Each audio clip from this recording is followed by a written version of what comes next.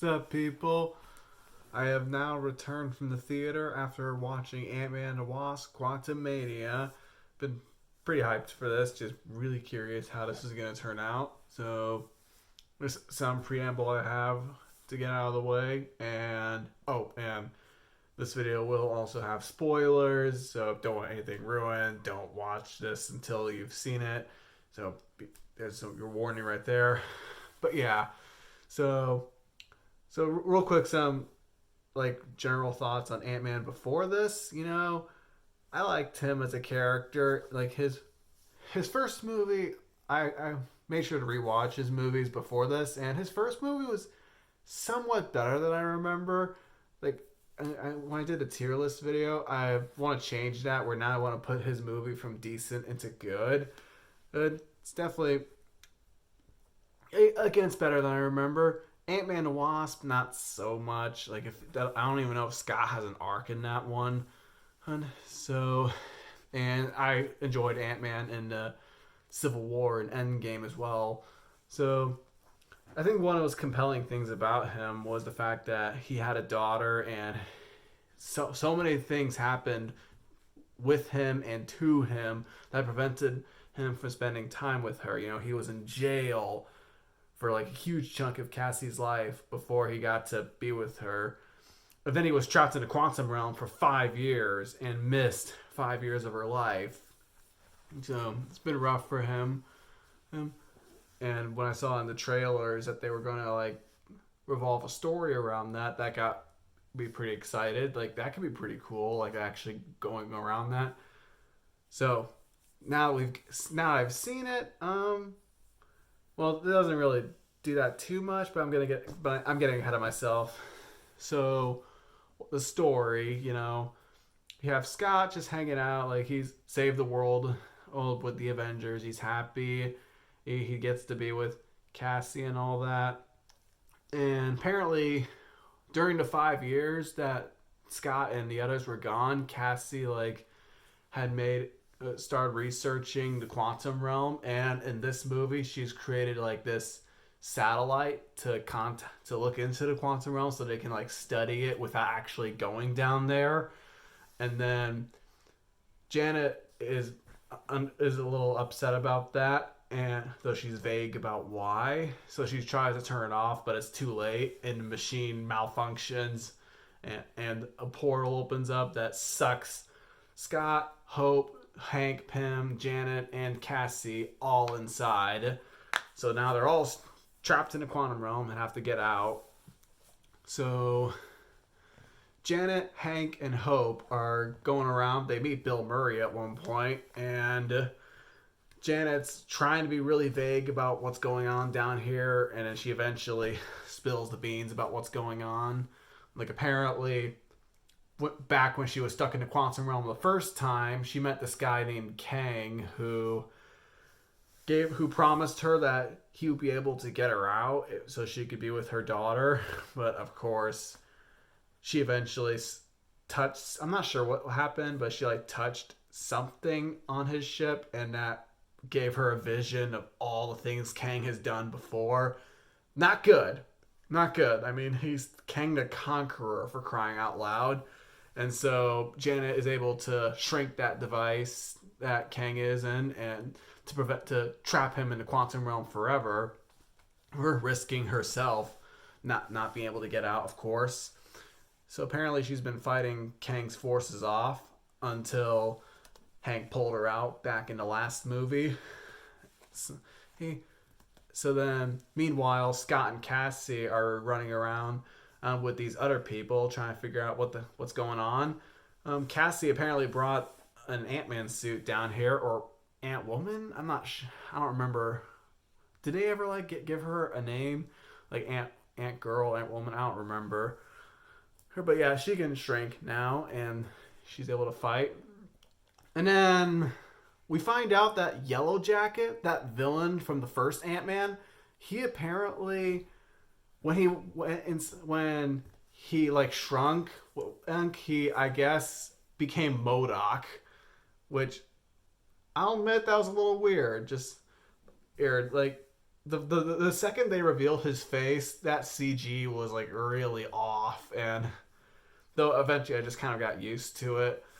But so MODOK, I guess, captures Scott and Cassie, and they meet up with Kang, and he makes a very similar deal with Scott about, oh, well, I guess not that similar, but man, I'm thinking about it because I'm kind of confusing the plot of this with the plot that the trailers implied.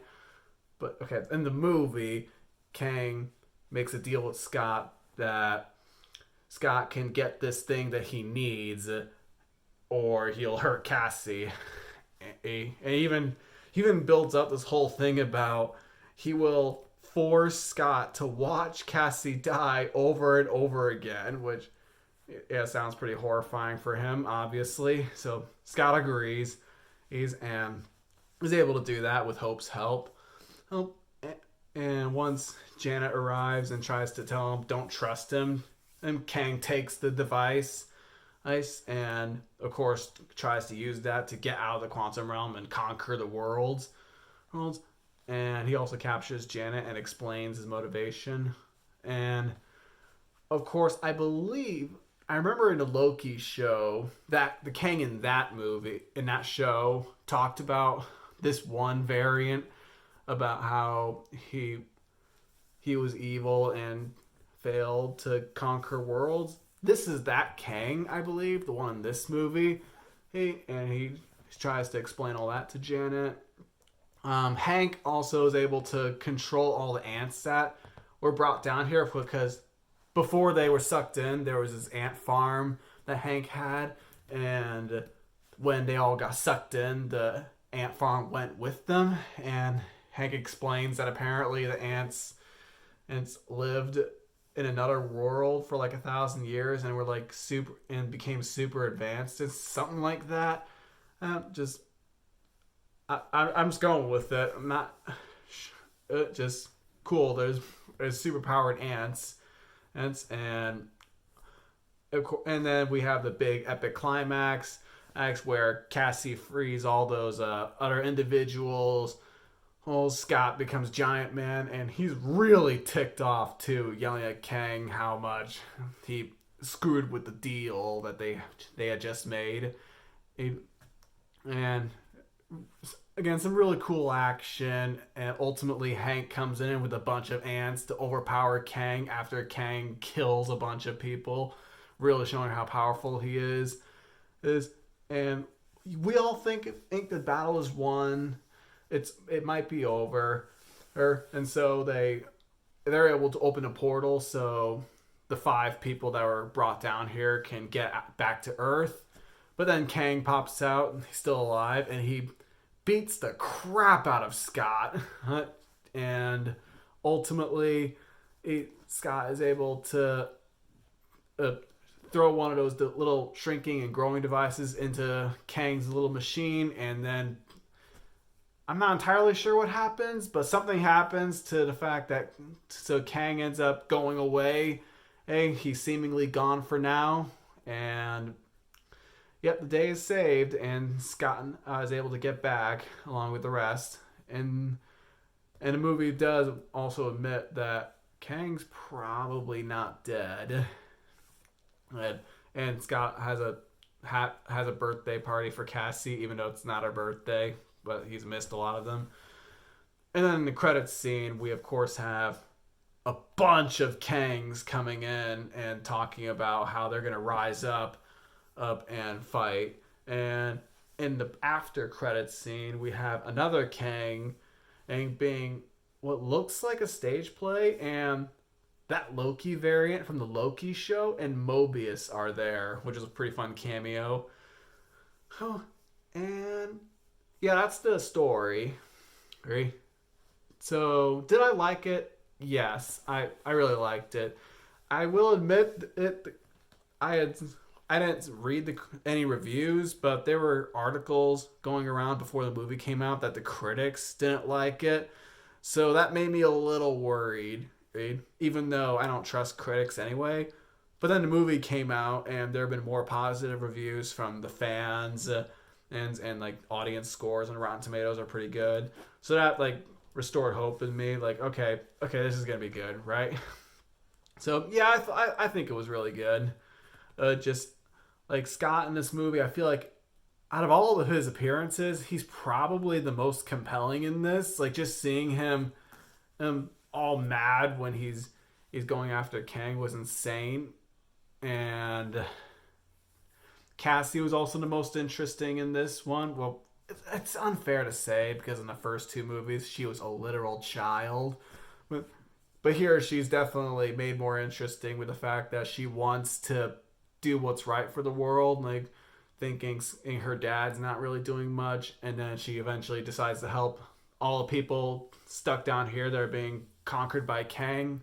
I think that was a nice moment for her. Not much I can think of for Hope.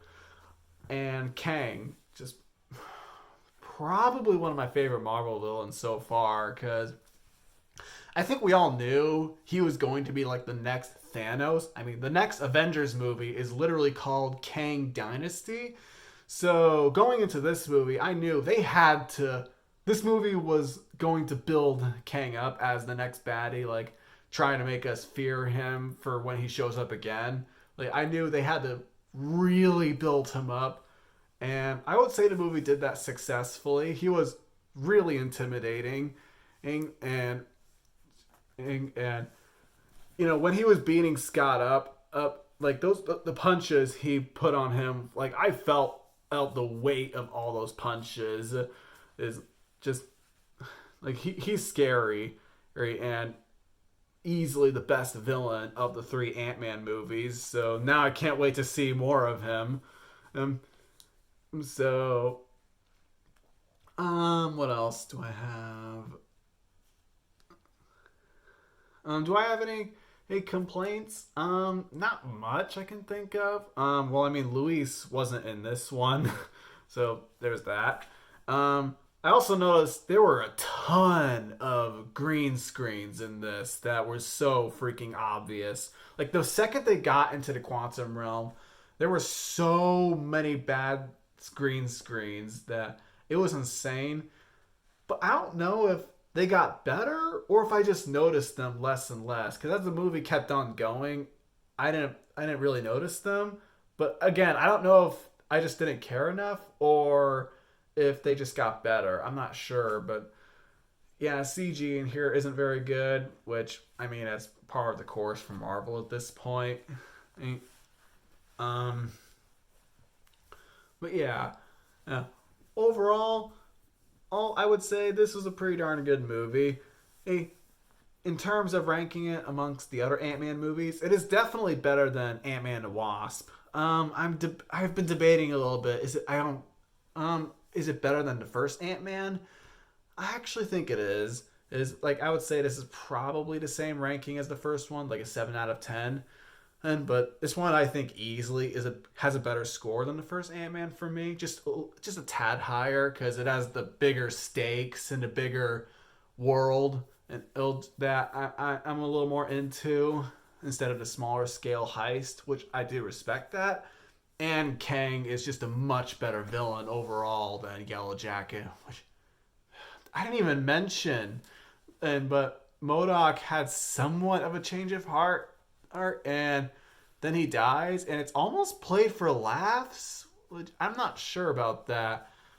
Like, he was a weird character when I'm looking back at him. Like, was his character supposed to be played for laughs the whole... I mean, I guess he did look pretty silly, so I guess they just figured, we'll just treat him as a joke the whole way through. So, I think that's all I can say right now. Overall, as of right now, I do think this is a really good movie.